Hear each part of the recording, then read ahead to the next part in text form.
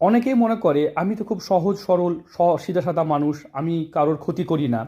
এরকম অনেকেই ভাবেন আমার কেন ভাগ্য ভালো হচ্ছে না, হাতে অনেক ভালো রেখা আছে। দেখুন, যারা নিজের ক্ষতি করে অন্যের উপকার করে, মানে নিজের ক্ষতি করে অন্যের উপকার করে, তাদের সহজ সরল বলে না, তাদের বোকা বলে।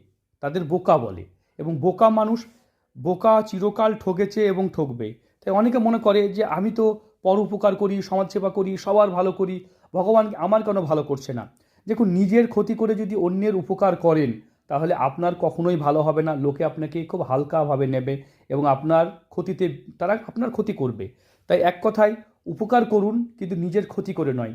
প্রথমে নিজের কাজ করুন, নিজের জীবনে কী করে এগিয়ে যাবেন সেটা নিয়ে ভাবুন, তবেই কিন্তু ভাগ্য উন্নতি হবে। শুধু হাত দেখিয়ে জ্যোতিষীর পিছনে ঘোরালেই আপনার ভাগ্য ফিরবে না।